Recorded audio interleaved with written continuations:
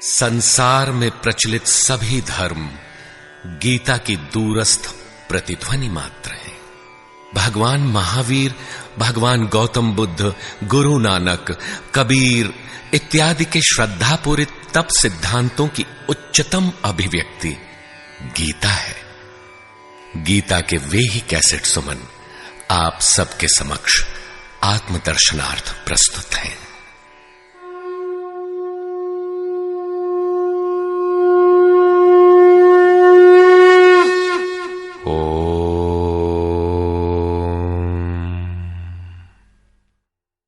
श्री परमात्मने नमः। यथार्थ गीता, श्रीमद् भगवत गीता, अथ सप्तमोऽध्यायः। गत अध्यायों में गीता के मुख्य प्रायः सभी प्रश्न पूर्ण हो गए हैं।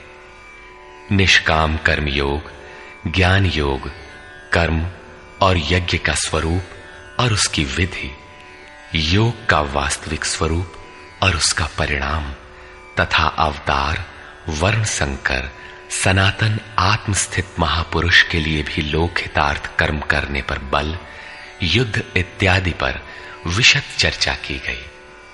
अगले अध्यायों में योगेश्वर श्री कृष्ण ने इन्हीं से संदर्भित अनेक पूरक प्रश्नों को लिया है, जिनका समाधान तथा अनुष्ठान आराधना में सहायक सिद्ध होगा।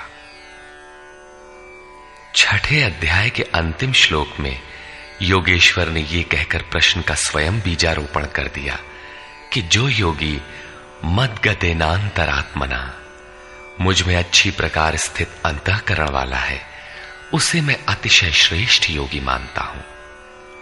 परमात्मा में अच्छी प्रकार स्थिति क्या है? बहुत से योगी परमात्मा को प्राप्त तो होते हैं, फिर भी कहीं कोई कमी उन्हें खटकती है। लेश मात्र भी कसर न रह जाए, ऐसी अवस्था कब आएगी? संपूर्णता से परमात्मा की जानकारी कब आएगी, कब होती है? इस पर योगेश्वर श्री कृष्ण कहते हैं, श्री भगवान उवाच, मय्यासक्तमनाः पार्थ योगं युञ्जन्मदाश्रयः असंशयं समग्रं मां यथा ज्ञास्यसि तच्छृणु। पार्थ, तू मुझ में आसक्त हुए मन वाला, बाहरी नहीं अपितु मदाश्रय अर्थात मेरे परायण होकर योग में लगा हुआ, छोड़कर नहीं, मुझको जिस प्रकार संशय रहित जानेगा उसको सुन, जिसे जानने के पश्चात लेश मात्र भी संशय न रह जाए। विभूतियों की उस समग्र जानकारी पर पुनः बल देते हैं। ज्ञानम तेहं सविज्ञानम इदं वक्ष्याम्यशेषतः यज्ज्ञात्वा नेह भूयोऽन्यत् ज्ञातव्यमवशिष्यते। मैं तेरे लिए इस विज्ञान सहित ज्ञान को संपूर्णता से कहूंगा। पूर्ति काल में यज्ञ जिसकी सृष्टि करता है, उस अमृत तत्व की प्राप्ति के साथ मिलने वाली जानकारी का नाम ज्ञान है। परम तत्व परमात्मा की प्रत्यक्ष जानकारी का नाम ज्ञान है। महापुरुष को एक साथ सर्वत्र कार्य करने की जो क्षमता मिलती है, वो विज्ञान है। कैसे वो प्रभु एक साथ सबके हृदय में कार्य करता है, किस प्रकार वो उठाता, बैठाता और प्रकृति के द्वंद्व से निकालकर स्वरूप तक की दूरी तय करा लेता है, उनकी इस कार्य प्रणाली का नाम विज्ञान है। इस विज्ञान सहित ज्ञान को संपूर्णता से कहूंगा, जिसे जानकर, सुनकर नहीं, संसार में और कुछ भी जानने योग्य नहीं रह जाएगा। मानने वालों की संख्या बहुत कम है।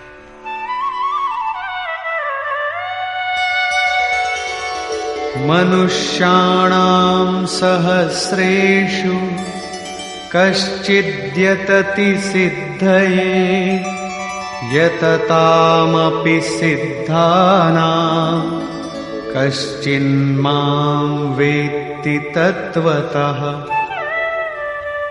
हजारों मनुष्यों में कोई ही मनुष्य मेरी प्राप्ति के लिए यत्न करता है, और उन यत्न करने वाले योगियों में भी कोई विरला ही पुरुष मुझे तत्व अर्थात साक्षात्कार के साथ जानता है।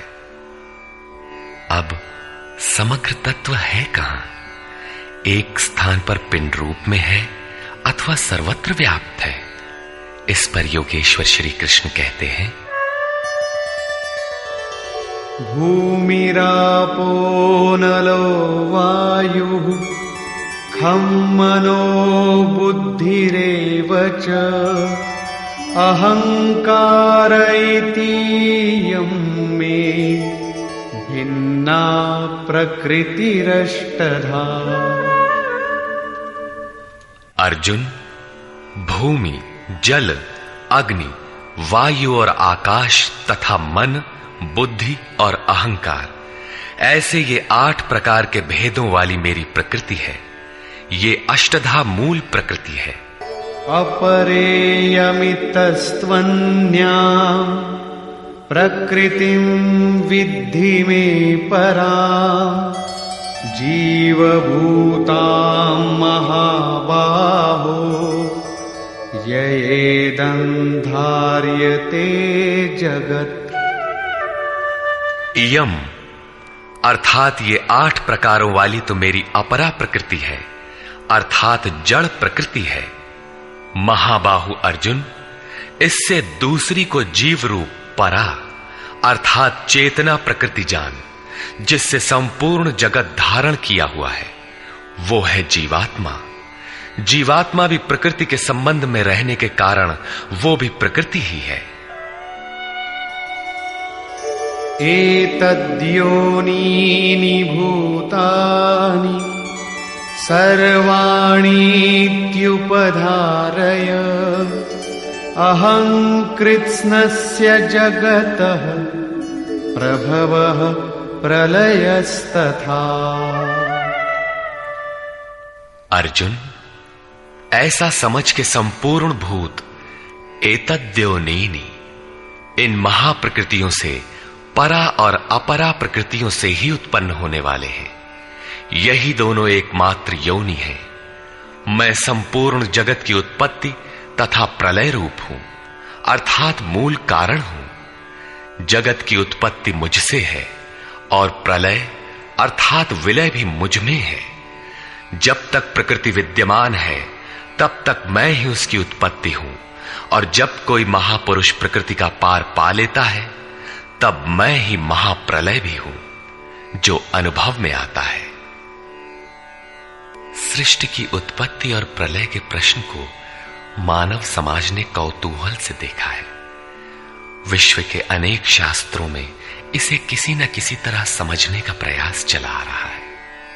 कोई कहता है प्रलय में संसार डूब जाता है, तो किसी के अनुसार सूर्य इतना नीचे आ जाता है कि पृथ्वी जल जाती है।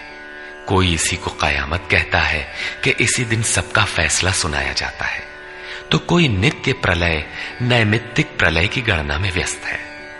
किंतु योगेश्वर श्री कृष्ण के अनुसार प्रकृति अनादि है, परिवर्तन होते रहे हैं, किंतु ये नष्ट कभी नहीं हुई।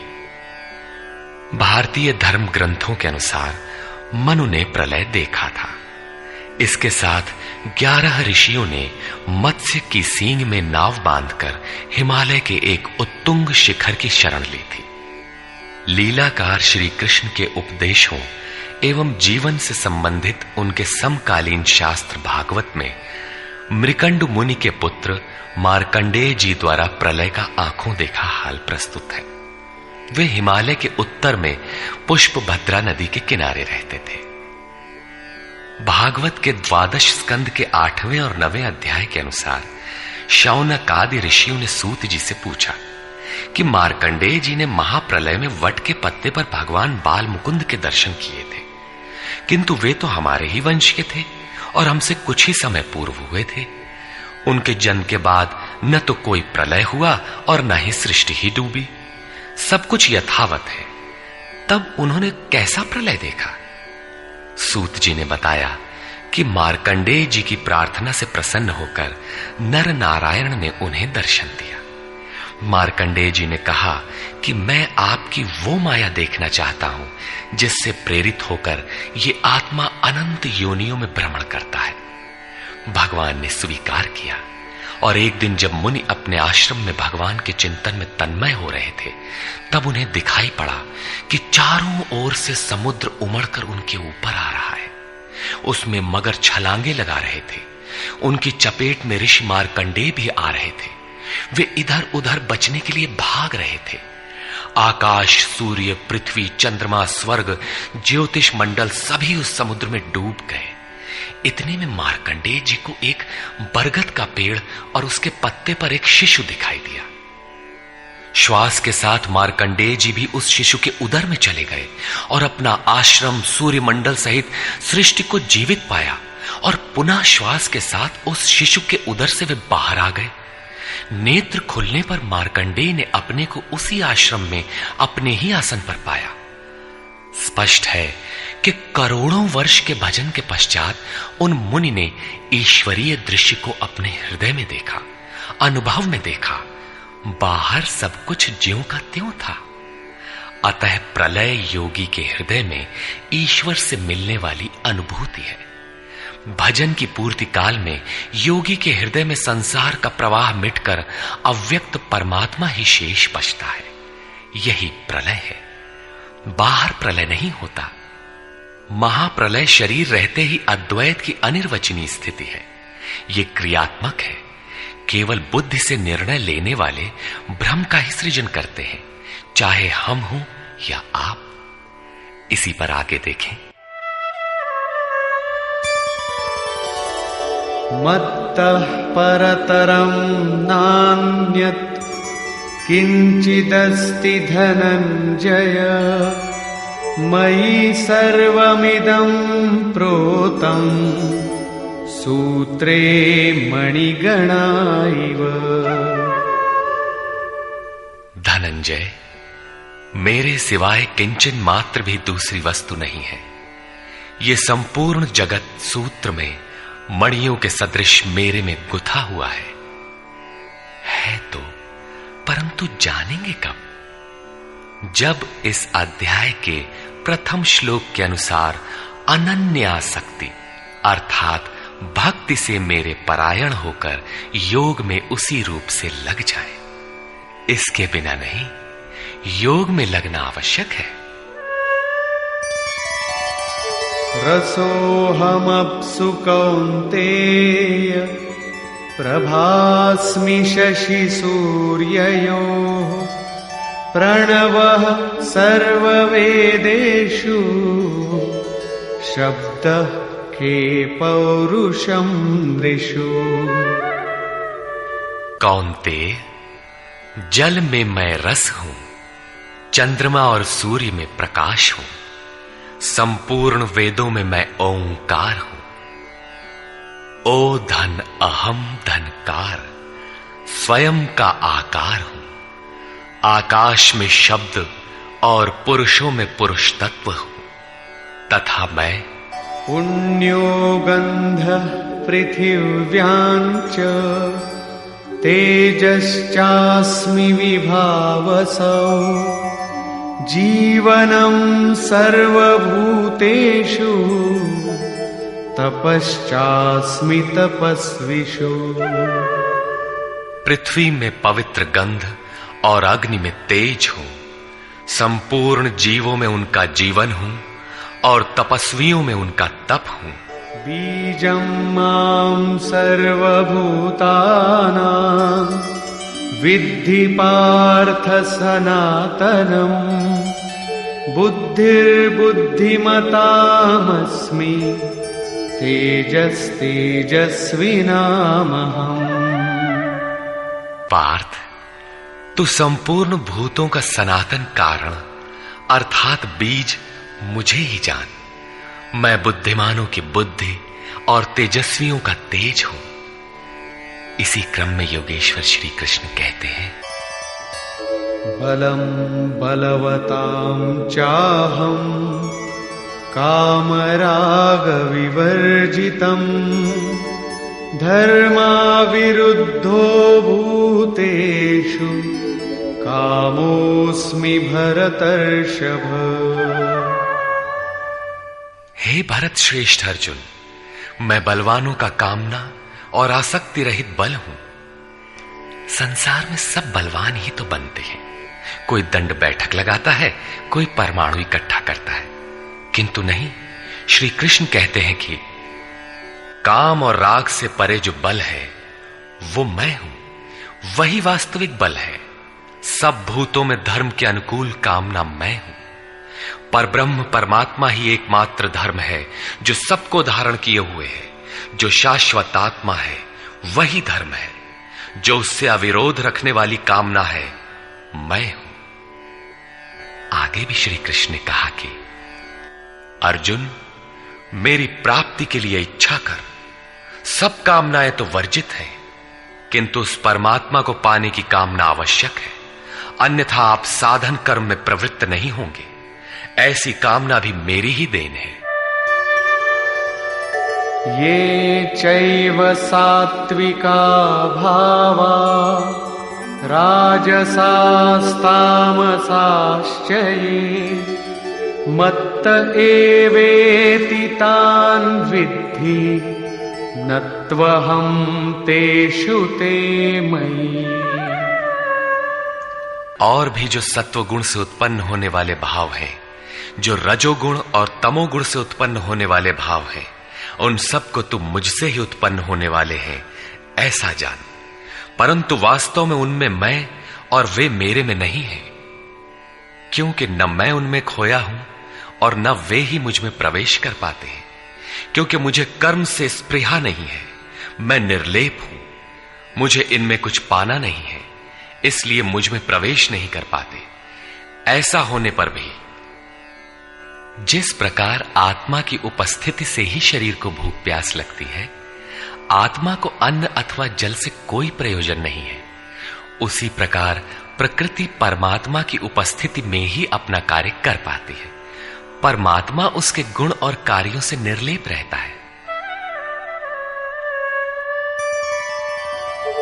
त्रिभिर्गुणमयैर्भावैः एभिः सर्वमिदं जगत् मोहितं नाभिजानाति मामेभ्यः परमव्ययम्। सात्विक, राजस और तामस, इन तीन गुणों के कार्य रूप भावों से यह सारा जगत मोहित हो रहा है। इसलिए लोग इन तीनों गुणों से परे मुझ अविनाशी को तत्व से भली प्रकार नहीं जानते। मैं इन तीनों गुणों से परे हूं, अर्थात जब तक अंश मात्र भी गुणों का आवरण विद्यमान है तब तक कोई मुझे नहीं जानता। उसे अभी चलना है, वो राही है।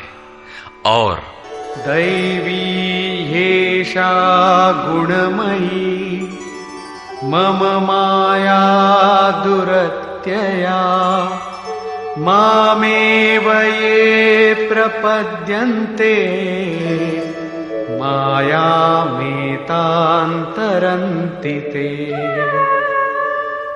ये त्रिगुणातीत मेरी अद्भुत माया दुस्तर है, किंतु जो पुरुष मुझे ही निरंतर भजते हैं वे इस माया का पार पा जाते हैं। ये माया है तो दैवी, परंतु अगरबत्ती जलाकर इसकी पूजा न करने लगे, इससे पार पाना है।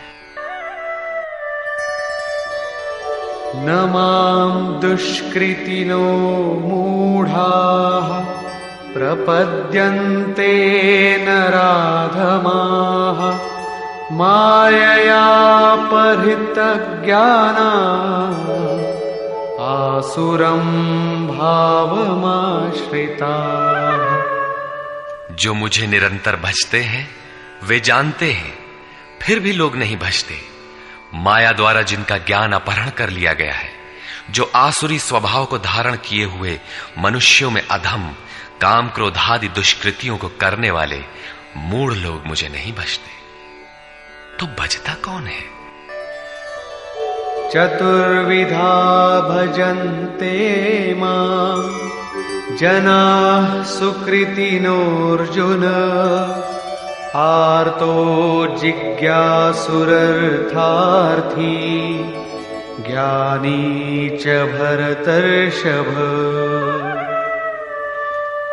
हे भरत श्रेष्ठ अर्जुन, सुकृतिनः उत्तम अर्थात नियत कर्म, अर्थात जिसके परिणाम में श्रेय की प्राप्ति हो उसको करने वाले, अर्थार्थी अर्थात सकाम, आर्तः अर्थात दुख से छूटने की इच्छा वाले, जिज्ञासु अर्थात प्रत्यक्ष रूप से जानने की इच्छा वाले, और ज्ञानी अर्थात जो प्रवेश की स्थिति में है। इन चारों प्रकार के भक्तजन मुझे भजते हैं। अर्थ वो वस्तु है जिससे हमारे शरीर अथवा संबंधों की पूर्ति हो। इसलिए अर्थ, कामनाएं सब कुछ पहले तो भगवान द्वारा पूर्ण होते हैं।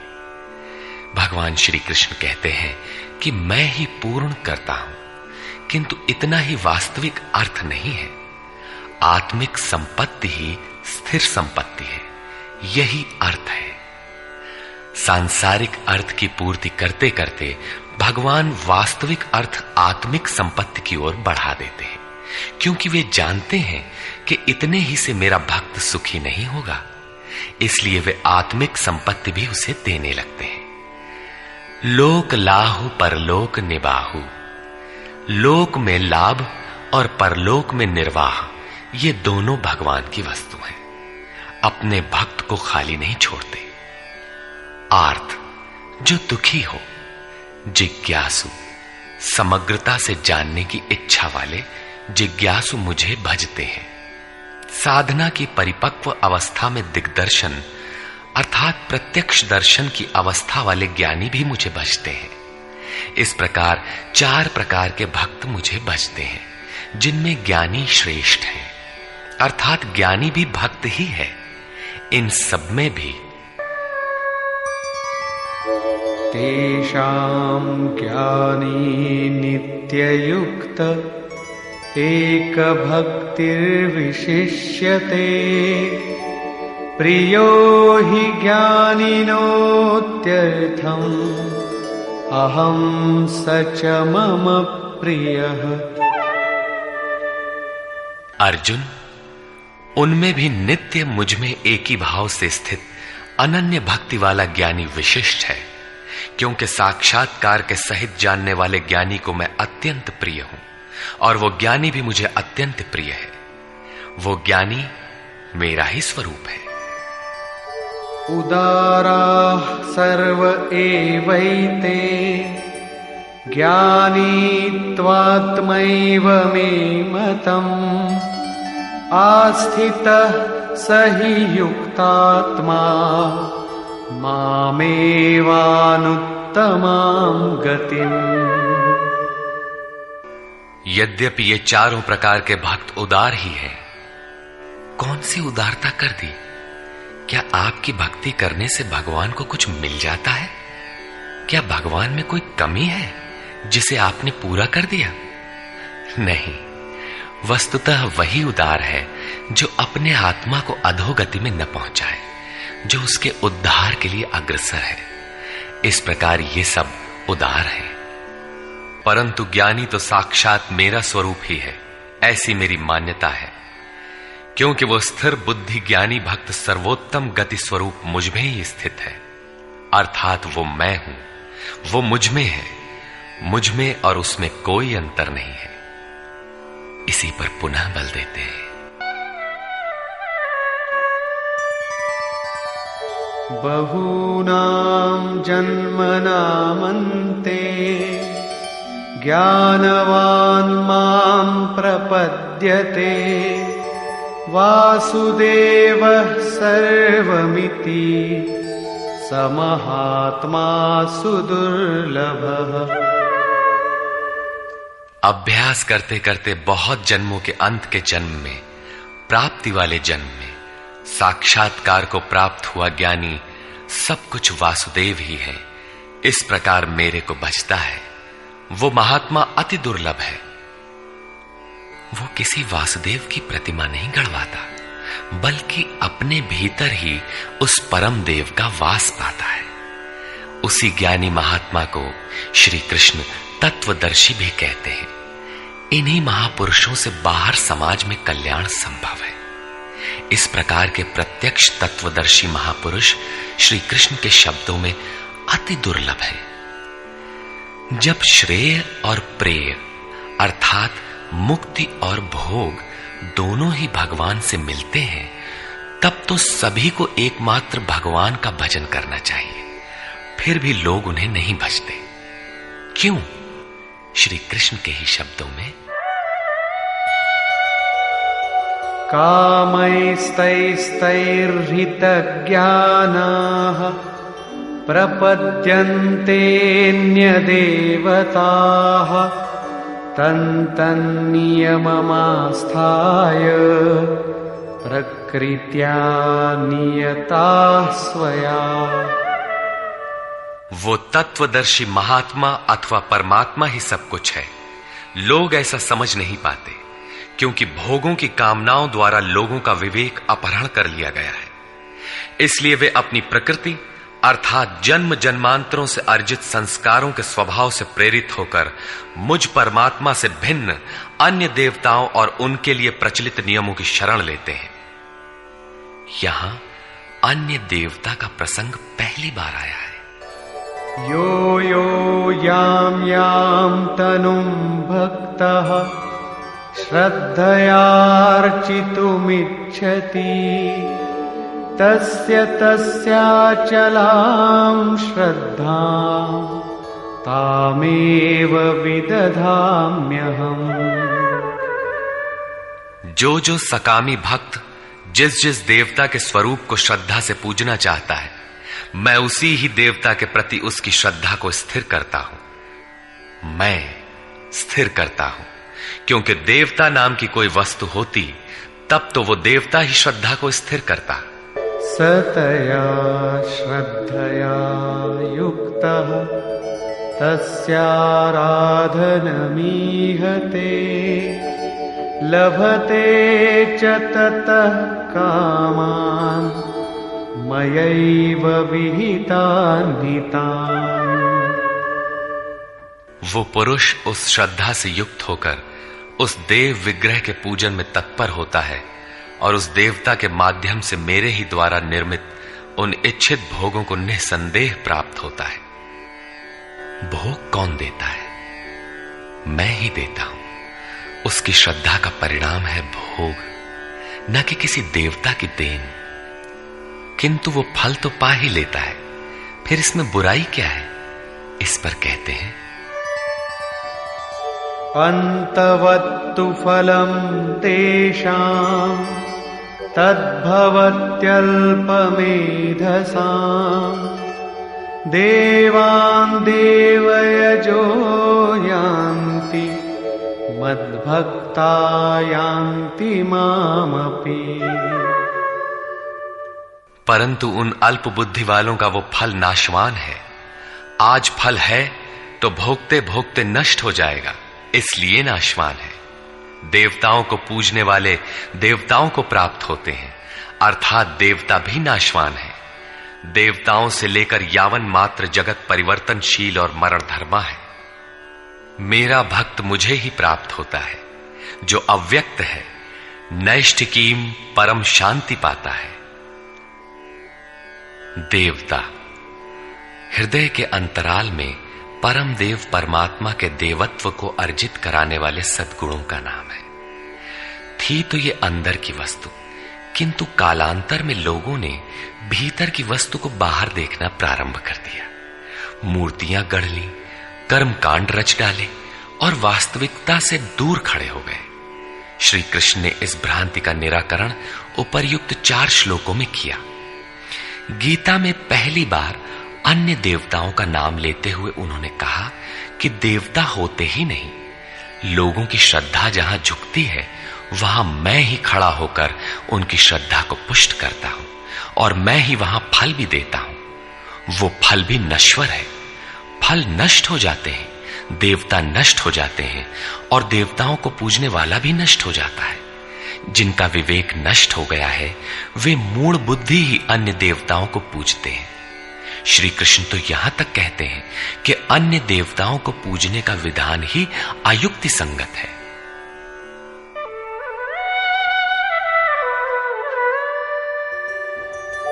अव्यक्तं व्यक्तिमापन्नं मन्यन्ते माम बुद्धयः परं भावमजानन्तो ममाव्ययमनुत्तमम्। यद्यपि जब देवताओं के नाम पर देवता नाम की कोई वस्तु है ही नहीं, जो फल मिलता है वो भी नाशवान है, फिर भी सब लोग मेरा भजन नहीं करते, क्योंकि बुद्धिहीन पुरुष अर्थात कामनाओं द्वारा जिनका ज्ञान अपहृत हो गया है, वे मेरे सर्वोत्तम, अविनाशी और परम प्रभाव को भली प्रकार नहीं जानते। इसलिए वे मुझ अव्यक्त पुरुष को व्यक्ति भाव को प्राप्त हुआ मानते हैं, मनुष्य मानते हैं। अर्थात श्री कृष्ण भी मनुष्य शरीरधारी योगी थे, योगेश्वर थे। जो स्वयं योगी हो और दूसरों को भी योग प्रदान करने की जिनमें क्षमता हो, उन्हें योगेश्वर कहते हैं। साधना के सही दौर में पड़कर क्रमशः उत्थान होते होते महापुरुष भी उसी परम भाव में स्थित हो जाते हैं। शरीरधारी होते हुए भी वे उसी अव्यक्त स्वरूप में स्थित हो जाते हैं। फिर भी कामनाओं से विवश मंद बुद्धि के लोग उन्हें साधारण व्यक्ति ही मानते हैं। वे सोचते हैं कि हमारी ही तरह तो ये भी पैदा हुए हैं, भगवान कैसे हो सकते हैं। उन बेचारों का दोष भी क्या है। दृष्टिपात करते हैं तो शरीर ही दिखाई पड़ता है। वे महापुरुष के वास्तविक स्वरूप को देख क्यों नहीं पाते। इस पर योगेश्वर श्री कृष्ण से ही सुने। नाहं प्रकाशः सर्वस्य योगमाया समावृतः मूढ़ोऽयं नाभिजानाति लोको मामजमव्ययम्। सामान्य मनुष्य के लिए माया एक पर्दा है जिसके द्वारा परमात्मा सर्वथा छिपा है। योग साधना समझकर वो इसमें प्रवृत्त होता है। इसके पश्चात योग माया अर्थात योग क्रिया भी एक आवरण ही है। योग का अनुष्ठान करते करते उसकी पराकाष्ठा योगारूढ़ता आ जाने पर वो छिपा हुआ परमात्मा विदित होता है। योगेश्वर कहते हैं कि मैं अपनी योग माया से ढका हुआ हूं। केवल योग की परिपक्व अवस्था वाले ही मुझे यथार्थ देख सकते हैं। मैं सबके लिए प्रत्यक्ष नहीं हूं। इसलिए ये अज्ञानी मनुष्य मुझ जन्म रहित अर्थात जिसे अब जन्म नहीं लेना है, अविनाशी अर्थात जिसका नाश नहीं होना है, अव्यक्त स्वरूप अर्थात जिसे पुनः व्यक्त नहीं होना है, को नहीं जानता। अर्जुन भी श्री कृष्ण को अपनी ही तरह मनुष्य मानता था। आगे उन्होंने दृष्टि दिया तो अर्जुन गिड़गिड़ाने लगा, प्रार्थना करने लगा। वस्तुतः अव्यक्त स्थित महापुरुष को पहचानने में हम लोग प्रायः अंधे ही हैं। आगे कहते हैं, वेदाहं समतीतानि वर्तमानानि चार्जुन भविष्याणि च भूतानि मां तु वेद न कश्चन। अर्जुन, मैं अतीत, वर्तमान और भविष्य में होने वाले संपूर्ण प्राणियों को जानता हूं, परंतु मुझे कोई नहीं जानता। क्यों नहीं जान पाता? इच्छा द्वेष समुत्थेन द्वंद्व मोहेन भारत सर्वभूतानि सम्मोहम् सर्गे यान्ति परन्तप। भरतवंशी अर्जुन, इच्छा और द्वेष अर्थात राग द्वेषादि द्वंद्व के मोह से संसार के संपूर्ण प्राणी अत्यंत मोह को प्राप्त हो रहे हैं, इसलिए मुझे नहीं जान पाते। तो क्या कोई जानेगा ही नहीं? योगेश्वर श्री कृष्ण कहते हैं, येषां त्वन्तगतं पापं जनानां पुण्यकर्मणां ते द्वन्द्वमोह निर्मुक्ता भजन्ते मां दृढ़व्रताः। परंतु पुण्य कर्म अर्थात जो संस्कृति का अंत करने वाला है, जिसका नाम कार्यम कर्म, नियत कर्म, यज्ञ की प्रक्रिया कहकर बारंबार समझाया है, उस कर्म को करने वाले जिन भक्तों का पाप नष्ट हो गया है, वे राग द्वेषादि द्वंद्व के मोह से भली प्रकार मुक्त होकर व्रत में दृढ़ रहकर मुझे भजते हैं। किस लिए भजते हैं? जरा मरण मोक्षाय मामाश्रित्य यतन्ति ये ते ब्रह्म तद्विदु कृत्स्नम् अध्यात्मं कर्म चाखिलम्। जो मेरी शरण होकर जरा और मरण से मुक्ति पाने के लिए प्रयत्न करते हैं, वे पुरुष उस ब्रह्म को, संपूर्ण अध्यात्म को और संपूर्ण कर्म को जानते हैं। और इसी क्रम में साधिभूताधिदैवं मां साधियज्ञं च ये विदुः प्रयाणकालेऽपि च मां ते विदुर्युक्तचेतसः। जो पुरुष अधिभूत, अधिदैव तथा अधियज्ञ के सहित मुझे जानते हैं, मुझ में समाहित चित्त वाले वे पुरुष अंतकाल में भी मुझको ही जानते हैं, मुझ में ही स्थित रहते हैं और सदैव मुझे प्राप्त रहते हैं। 26वें 27वें श्लोक में उन्होंने कहा कि मुझे कोई नहीं जानता क्योंकि वे मोहग्रस्त हैं, किंतु जो उस मोह से छूटने के लिए प्रयत्नशील हैं, वे संपूर्ण ब्रह्म, संपूर्ण अध्यात्म, संपूर्ण कर्म, संपूर्ण अधिभूत, संपूर्ण अधिदैव और संपूर्ण अधियज्ञ सहित मुझको जानते हैं। अर्थात इन सब का परिणाम मैं अर्थात सद्गुरु हूं। वही मुझे जानता है, ऐसा नहीं कि कोई नहीं जानता। निष्कर्ष, इस 7वें अध्याय में योगेश्वर श्री कृष्ण ने बताया कि अनन्य भाव से मुझ में समर्पित होकर, मेरे आश्रित होकर जो योग में लगता है, वह समग्र रूप से मुझे जानता है। मुझे जानने के लिए हजारों में कोई विरला ही प्रयत्न करता है, और प्रयत्न करने वालों में विरला ही कोई जानता है। वह मुझे पिंड रूप में एक देशीय नहीं वरन सर्वत्र व्याप्त देखता है। 8 भेदों वाली मेरी जड़ प्रकृति है और इसके अंतराल में जीव रूप मेरी चेतन प्रकृति है। इन्हीं दोनों के संयोग से पूरा जगत खड़ा है। तेज और बल मेरे ही द्वारा है। राग और काम से रहित बल तथा धर्मानुकूल कामना भी मैं ही हूं। जैसा कि सब कामनाएं तो वर्जित है, लेकिन मेरी प्राप्ति के लिए कामना कर, ऐसी इच्छा का अभ्युदय होना मेरा ही प्रसाद है। केवल परमात्मा को पाने की कामना ही धर्मानुकूल कामना है। श्री कृष्ण ने बताया कि मैं तीनों गुणों से अतीत हूं, परम का स्पर्श करके परम भाव में स्थित हूं, किंतु भोगासक्त मूढ़ पुरुष सीधे मुझे न भजकर अन्य देवताओं की उपासना करते हैं, जबकि वहां देवता नाम का कोई है ही नहीं। पत्थर, पानी, पेड़, जिसको भी वे पूजना चाहते हैं, उसी में उनकी श्रद्धा को मैं ही पुष्ट करता हूं।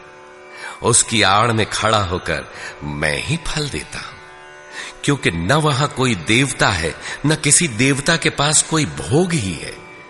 लोग मुझे साधारण व्यक्ति समझकर नहीं भजते, क्योंकि मैं योग प्रक्रिया द्वारा ढाका हुआ हूं। अनुष्ठान करते करते योग माया का आवरण पार करने वाले ही मुझ शरीरधारी को भी अव्यक्त रूप में जानते हैं, अन्य स्थितियों में नहीं। मेरे भक्त 4 प्रकार के हैं: अर्थार्थी, आर्त, जिज्ञासु और ज्ञानी। चिंतन करते करते अनेक जन्मों के अंतिम जन्म में प्राप्ति वाला ज्ञानी मेरा ही स्वरूप है। अर्थात अनेक जन्मों से चिंतन करके उस भगवत स्वरूप को प्राप्त किया जाता है। राग द्वेष के मोह से आक्रांत मनुष्य मुझे कदापि नहीं जान सकते, किंतु राग द्वेष के मोह से रहित होकर जो नियत कर्म अर्थात जिसे संक्षेप में आराधना कह सकते हैं का चिंतन करते हुए जरा मरण से छूटने के लिए प्रयत्नशील हैं, वे पुरुष संपूर्ण रूप से मुझे जान लेते हैं। वे संपूर्ण ब्रह्म को, संपूर्ण आध्यात्म को, संपूर्ण अधिदैव को, संपूर्ण कर्म को और संपूर्ण यज्ञ के सहित मुझे जानते हैं। वे मुझ में प्रवेश करते हैं और अंतकाल में भी मुझको ही जानते हैं, अर्थात फिर कभी वे विस्मृत नहीं होते। इस अध्याय में परमात्मा की समग्र जानकारी का विवेचन है। अतः ओम तत्सदिति श्रीमद्भगवद्गीतासूपनिषत्सु ब्रह्म विद्यायाम योग शास्त्रे श्री कृष्णार्जुन संवादे समग्र बोधः नाम सप्तमोऽध्यायः। इस प्रकार स्वामी अड़गड़ानंद कृत श्रीमद् भगवद गीता के भाष्य यथार्थ गीता का 7वां अध्याय पूर्ण होता है। हरि ओम तत्सत।